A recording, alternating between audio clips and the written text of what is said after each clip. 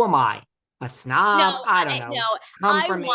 I'm I being want honest. staff. I I want want staff.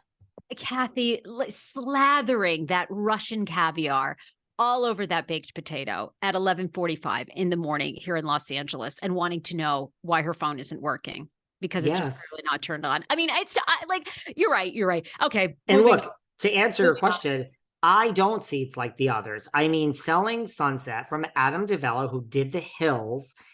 And now he does Selling OC, which I thought was as brilliant. I've had all these people on my show. It's The Hills. It's the music. It's the way it's produced. It is high end. It is reality, but docuseries. It is real estate porn.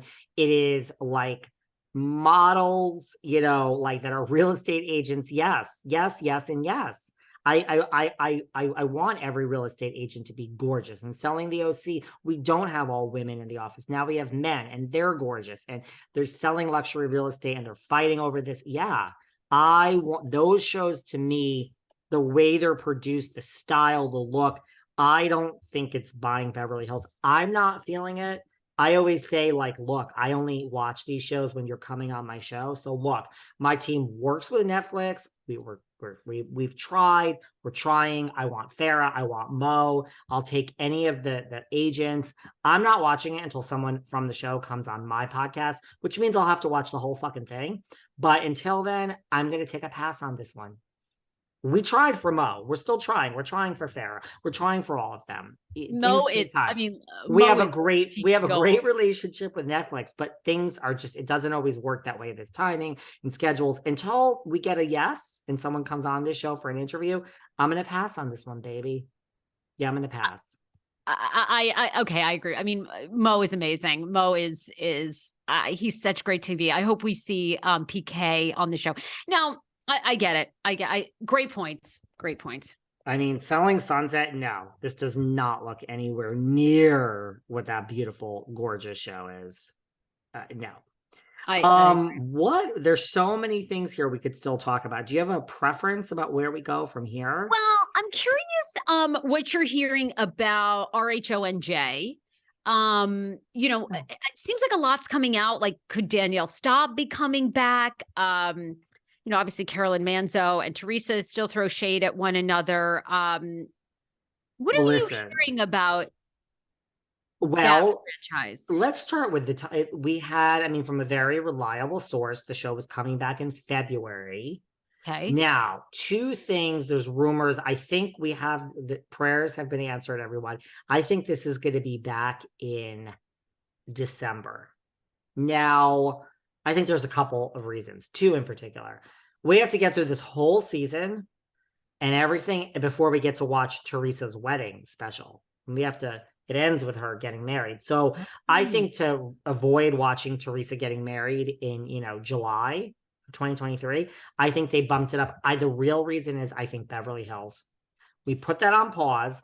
Production isn't started. And I think to not have too big a gap, we just started production on RHONJ. I think to not have too big a gap. It's not like Beverly Hills would have started sooner. It's just with delaying production, I think bumping up. I think that is why New Jersey is bumped up. That's my honest opinion. So it's going to be back. No, I don't think Danielle is coming back.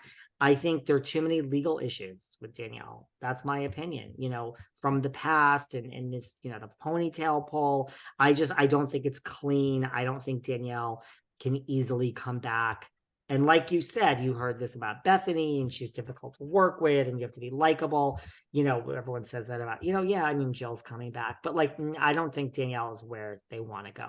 I believe that all that is just rumors, and it's going to come back. I do feel this is the transition season officially for RHONJ. I feel that by the end of it, it's going to be all about Rachel Fuda and Danielle Cabral, the two new girls. And we are going to start. I think this is the season. It's over. We're making cast changes after this season. It's happening, guys. And I think Melissa and Joe will have one more season to tie up loose ends, but Teresa's done with them. It's really done. It's not Kathy and Kyle. It's over. It is truly over. And then, we found out, right, finally, it's been over for years and years. And Carolyn Manzo, confirmed that, they really haven't, which shocked me because I thought they just were this kind of Italian, New Jersey fighting family that fought and argued and blah, blah, blah. But they really, Guess what? Guess what? Now I will cut you off. You wouldn't be shocked if you listened to Kim D and David Yontef every Saturday on Patreon, because Kim has been saying, I mean, I knew this. Kim has been saying this for a year on my Patreon. Like, let me screaming at everyone, like, stop. They don't speak. They hate each other. Kim has been saying this for a year. So I'm not shocked. So if you listen to my Patreon every Saturday, Sarah, you wouldn't have been shocked. Okay. Forgive me. Thank you for the interruption. I know. Well, you should be. You should be. I'm such a cheap bitch. It's okay. I need $12 a month. It's worth it for you, my friend. My friend. I'm so curious about that season, like what's going to happen. The other thing I read, Frank and Dolores, who I adore, Frank's amazing. The husbands on that series are the best. Amazing. But I guess Frank and Dolores are not on particularly great terms because she has this new boyfriend that she moved in with. Yes. And he's not particularly wild about Frank, about them being so, which I have to say, to me, it's time to cut the cord. Their kids are grown. I know they still have a lot of financial tie-ups, I think it sounds like, together. And look, Frank is TV gold too. He's so good on the show. But I understand from Paul, I think is the boyfriend's name. Yeah, Paul. I think. Well, I mean, like, you're doing a panel. Bravo. Look, he's going to be on next season. I think it'll be interesting to see what happens like after, because like you have, Margaret and Joe and Teresa and Louis. Dolores, all her +1 is Frank Catania. At some point, it is a little strange. It is. Yeah, it is. It is. By the way, before we talk about new couple potential alert, let's talk about that, because then we have to talk about Randall Emmett. But okay, keep going. We're gonna have to save some of this for our next episode, by the way. So let's talk about. Let's talk about Randall Emmett. It's so juicy. It's so juicy. I mean, can you imagine being his assistant in Puerto Rico and you've got to go get a brick of Coke? I mean, I would be driving all around Puerto Rico. I'd be shitting my pants without taking the laxatives that I used to take. I mean, can you imagine going to pick up a brick of Coke for him? And 50 Cent coming out and basically saying he's a piece of shit. He's trash. Now, I mean, 50 Cent loves all the drama, so I don't know how much you believe of Fitty. A Foddy or Frotty. I love Fofty. I love Fofty. Listen, I told you my Randall Emmett story before. Should I tell it very quickly again for everyone that doesn't remind us, because you got phone calls, darling. I believe it all. I do. I believe it all.